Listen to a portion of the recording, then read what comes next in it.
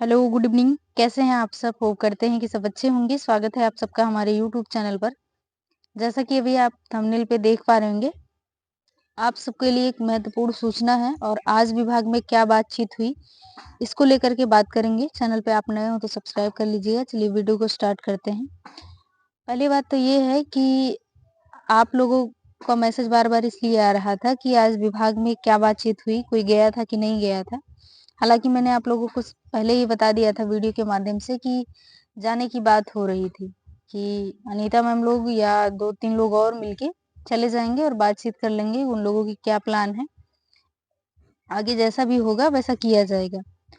तो आज जाने के लिए कोई गया नहीं था विभाग में, इसलिए नहीं गए कि अभी 12 नवंबर आने में टाइम है।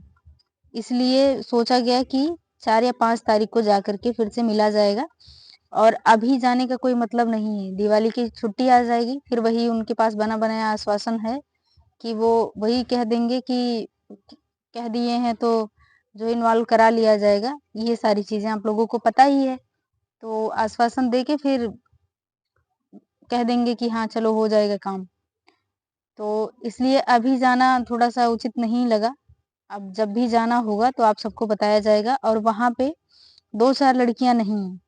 अब की बार आप लोग मुश्किल से 15-20 की संख्या में तो वहाँ उपस्थित होना ही है। क्यों होना है? क्योंकि कई लोग रहेंगे तो थोड़ा-सा यूनिटी बनेगी वहाँ पे और ये दिखेगा कि हाँ, लड़कियाँ आई हैं तो ज़रूरी है। हालाँकि जो करना होगा वो लोग वही करेंगे लेकिन एक बार जाना वहाँ पे ज़रूरी है। तो इस तरीके से अभी कोई गया नहीं तो 5 तारीख को सोचा जा रहा है कि दिवाली के बाद 5 तारीख को 5 नवंबर तक लगभग जाया जाएगा। और कुछ लोगों के मैसेज ये थे कि जो लेटर भेजने हैं, मान लो जैसे ब्रजेश पाठक जी से मिलने के लिए एक सिस्टर हैं, उन्होंने बात करी और एक लोग हैं, उन्होंने और सलम त्रिपाठी जी से मिलने की बात करी। तो आप लोगों का जो भी प्रयास है, वो ठीक है जैसा आप लोग सोच रहे हैं। लेकिन अभी दिवाली की छुट्टी हो जाए उसके बाद में फिर जो भी होगा, जैसा भी होगा आप सबको बताया जाएगा।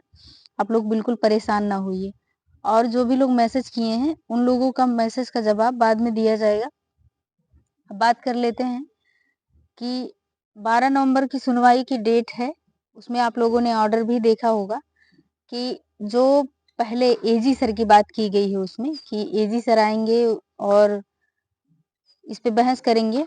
तो उसके पहले वाला ऑर्डर जब आप देखें 12 तारीख ये जो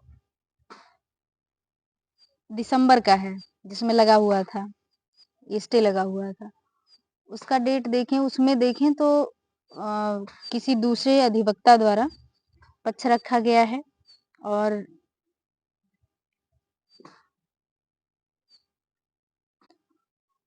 अब ये देख लेते हैं। ये है 12/13/2023 जिस दिन स्टे लगा हुआ था, उसी दिन का कोर्ट ऑर्डर है। इसको एक बार पढ़ के देख लेते हैं इसमें क्या है।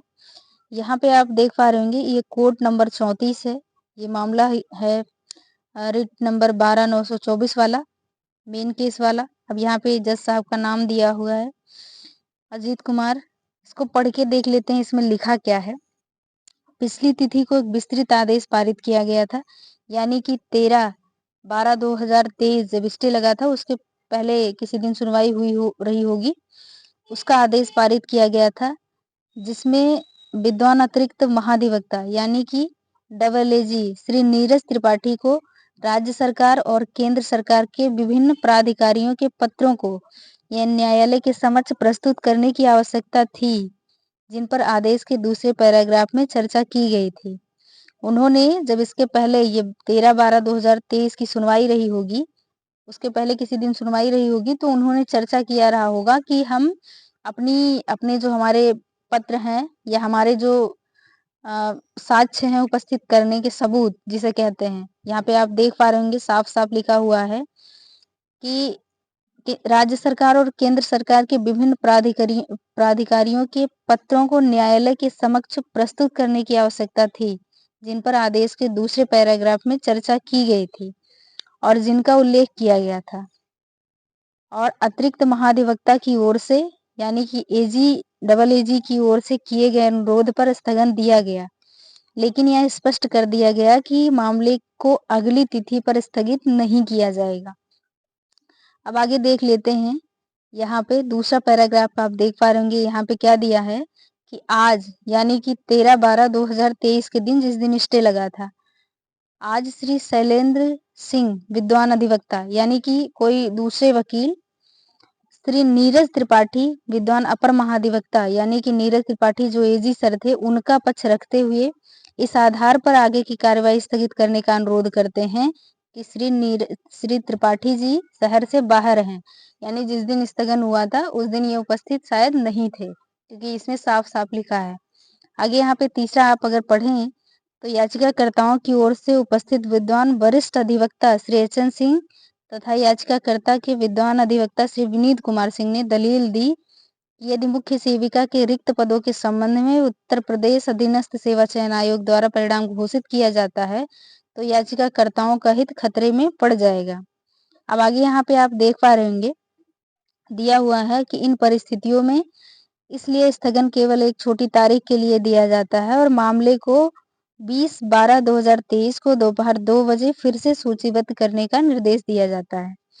आगे आप 5वां देखें तो इस बीच इस न्यायालय द्वारा पारित अंतिम आदेश के संबंध में अनुपालन हलफनामा दायर किया जाएगा और इसके अलावा चौथा प्रतिवादी अर्थात यूपी 80 यूपी अधीनस्थ सेवा चयन आयोग यूपी लखनऊ प्रश्नगत विज्ञापन के अनुसरण में मुख्य सेविका के पद के लिए आयोजित चयन के संबंध में परिणाम घोषित नहीं करेगा। ये आप देख पा रहे होंगे। अब आगे जो अगला है इसमें आप यहाँ पे देख पा रहे होंगे, ये कोर्ट नंबर 7 का है जो अभी 24 तारीख को सुनवाई थी, उसका जो ऑर्डर निकल के आया उसको पढ़ लेते हैं, उसको देखते हैं इसमें क्या दिया हुआ है। यहाँ पे आप देख पा रहे होंगे जज साहब का नाम लिखा हुआ है। आगे देखेंगे दोनों पक्षों के विद्वान अधिवक्ताओं को सुना गया। आगे है कि इसमें पहले इस मामले को विद्वान स्थायी वकील के अनुरोध पर इस आधार पर स्थगित किया गया था कि विद्वान अतिरिक्त महाधिवक्ता इस मामले पर बहस करेंगे, यानी एजी सर बहस करेंगे। आज श्री भरत प्रताप सिंह विद्वान सीएससी ने प्रस्तुत किया कि मामले को इस आधार पर इस दिन बहस के लिए स्थगित किया जा सकता है कि विद्वान महाधिवक्ता इस मामले को बहस करेंगे।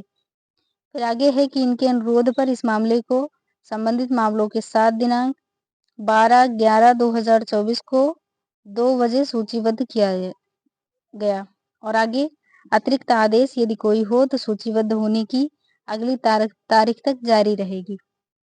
अब आप इस पे देख पा रहे होंगे जिन लोगों के मैसेज आ रहे थे कि ये साल भर हो गया हटा नहीं, तो आप लोगों को पता होगा कि इसमें जो नई रिटें जुड़ती चली गई हैं इसलिए इसका पीरियड बढ़ते चला गया है ना। वैसे सब लोग कहते हैं ना कि स्टे 6 महीने का होता है, नहीं वहां उपस्थित हो तो अपने आप हट जाता है, तो इसमें जो नई रिटें पढ़ती चली गई ना इसलिए और बढ़ता चला गया है, इसका टाइम पीरियड और बढ़ता चला गया, इसलिए अब साल भर होने को है।